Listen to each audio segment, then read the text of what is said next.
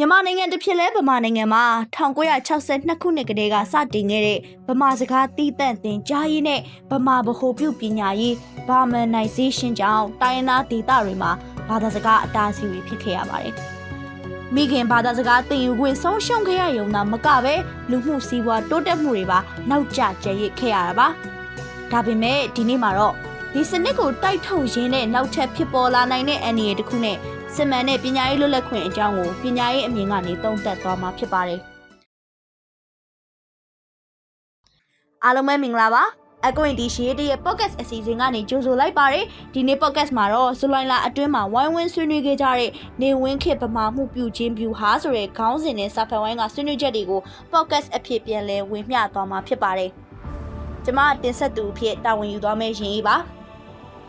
အာနာသိမ့်ပြီးနောက်ပိုင်းမှာဂျာကာလာနဲ့တိုင်းရင်းသားလက်နက်ကိုင် EAO ထိန်းချုပ်နေမည်အသီးသီးမှာကိုပိုင်တရိုးညွှန်းနှံ့နေရေးဆွဲပြီးတော့မိခင်ဘာသာစကားအခြေပြုပညာရေးကိုဖော်ဆောင်လာကြပါတယ်။ဒါကကိုပိုင်ရင်ကျေးမှုသမိုင်းနဲ့ဘာသာစကားပြန်လည်ထွန်းကားလာဖို့အတွက်တကယ်ကိုအားရစရာရလဒ်ကောင်းတွေပေးနိုင်ခဲ့ပါတယ်။ဒါပေမဲ့ဒီနေရာမှာသတိထားရမယ့်အရာတစ်ခုရှိနေပါတယ်။အဲ့ဒါကတော့ counter Burmanization လို့ခေါ်တဲ့အခြေအနေပါ။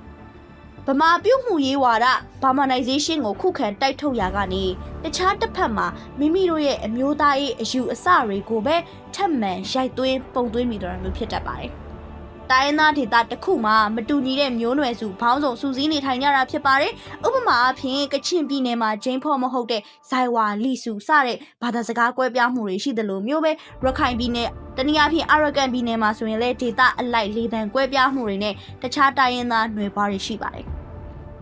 အကယ်၍စနစ်တစ်ခုကိုခုခံရင်းနဲ့ဒေတာအတွင်းမှာလူမျိုးတစ်မျိုးတည်းဒါမှမဟုတ်ဘာသာစကားတစ်ခုတည်းကိုပဲအထက်ကနေအတင်းကျပ်သတ်မှတ်လိုက်မယ်ဆိုရင်ရှေးရခင်စစ်အစိုးရလုပ်ခဲ့တဲ့မှားယွင်းတဲ့လမ်းကြောင်းအတိုင်းစင်တူရိုးမှာပြန်ဖြစ်သွားမှာဖြစ်ပါတယ်။ဒါဆိုရင် Federal Democracy အတွက်စစ်မှန်တဲ့ပညာရေးလွတ်လပ်ခွင့် Educational Freedom ဆိုတာဘာပါလဲ။ပညာရှင်ပေါလိုဖရရီရဲ့အယူအဆမှာဖိနှိပ်ခံရတာကြာလာတယ်ဆိုရင်ဖိနှိပ်ခံရတဲ့သူတွေရဲ့အိမ်မက်ကဖိနှိပ်သူပြန်ဖြစ်လာဖို့ဖြစ်သွားတတ်တယ်လို့ထောက်ပြထားတာရှိပါတယ်။ဒါကြောင့်မိမိတို့ကပြန်လဲဖိနှိပ်သူတွေဖြစ်မလာစေဖို့အတွက်ပညာရေးစနစ်ကဘယ်အစိုးရဘယ်လက်နက်ကိုင်အဖွဲ့အစည်းရဲ့လွှမ်းမိုးမှုအောက်မှာမရှိဘဲနဲ့အမိခွန်ကင်းမီလွတ်လပ်တဲ့ပညာရေးစနစ် Independent Education System ဖြစ်ဖို့လိုအပ်ပါတယ်။ဒီပညာရေးလွတ်လပ်ခွင့်မှာအဓိကမန်တိုင်း၄ခုရှိရပါမယ်။ပထမဆုံးတစ်ခုကတော့ Academic Freedom ပါ။သမိုင်းနဲ့သတင်းအချက်အလက်တွေကိုအလွတ်ကျက်ခိုင်းတာမဟုတ်ဘဲနဲ့လွတ်လပ်စွာသုတေသနပြုခွင့်မိခိုးထုတ်ခွင့်စိန်ခေါ်ခွင့်ပေးတဲ့ပညာရေးဆိုင်ရာလွတ်လပ်ခွင့်ကိုပြောတာပါဒုတိယတစ်ခုကတော့ Learners Freedom မှာကျောင်းသားဒါမှမဟုတ်သင်ယူသူကမိမိသင်ယူလိုတဲ့ဘာသာရပ်ကိုလွတ်လပ်စွာရေးချယ်ခွင့်ရှိတဲ့သင်ယူသူရဲ့လွတ်လပ်ခွင့်ဖြစ်ပါတယ်တတိယအနေနဲ့ကတော့ Institutional Resource Autonomy ပါဒေသဆိုင်ရာပညာရေးအဖွဲ့အစည်းတွေကအရေးမြစ်တွေကိုတီးခြားလွတ်လပ်စွာစီမံခန့်ခွဲနိုင်တဲ့အဖွဲ့အစည်းဆိုင်ရာကိုယ်ပိုင်အုပ်ချုပ်ခွင့်ဖြစ်ပြီးတော့နောက်ဆုံးအနေနဲ့ကတော့ Education for Liberation ဆိုတဲ့မုန်းတီးရေးဝါဒတွေမဟုတ်ဘဲနဲ့ဖိနှိပ်မှုမှန်သမျှကလွတ်မြောက်စေတဲ့လွတ်မြောက်မှုပညာရေးဖြစ်ရမှာဖြစ်ပါတယ်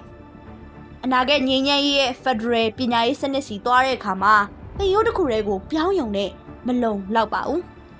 သင်ရိုးညွှန်းတဲ့အတီးပြုဘုတ်အဖွဲ့တွေမှာဗမာအပါဝင်တိုင်းရင်းသားလူမျိုးစုတွေဘာသာရေးအတိုင်းဝိုင်းနေ LGBTQ+ နဲ့မတန်ဆွမ်းအတိုင်းဝိုင်းနေအထိပပေါင်းစုံပါဝင်နိုင်မှု inclusive representation ရှိရပါမယ်။နောက်ထပ်ပြီးတော့လည်းပဲဆရာဆရာမတွေရဲ့သင်ကြားနိုင်စွမ်းဝန်ထမ်းအချိုးအစားနဲ့လောက်ခလာစာတွေကလည်းအာမခံချက်ရှိရပါအောင်မယ်။တတိယအချက်အနေနဲ့သမိုင်းနဲ့ဘာသာရေးသင်ကြားမှုတွေကိုဗဂတိအမှန်တရားဆိုတဲ့ absolute truth အဖြစ်ရိုက်သွင်းပုံသွင်းတာထက်ပြဿနာဖြေရှင်းနိုင်တဲ့ကျွမ်းကျင်မှု problem solving နည်းလမ်းနဲ့အသိပညာပေးမှုအနေနဲ့ပဲသင်ကြားပေးရမှာဖြစ်ပါတယ်။နောက်ဆုံးအနေနဲ့ကတော့မိခင်ဘာသာစကားအခြေပြုပညာရေးကတဆင့်ကမ္ဘာသုံးဘာသာစကားတွေအထိ21ရာစုကျွမ်းကျင်မှုတွေအထိအလွှာလိုက်သင်ယူနိုင်တဲ့ပညာရေး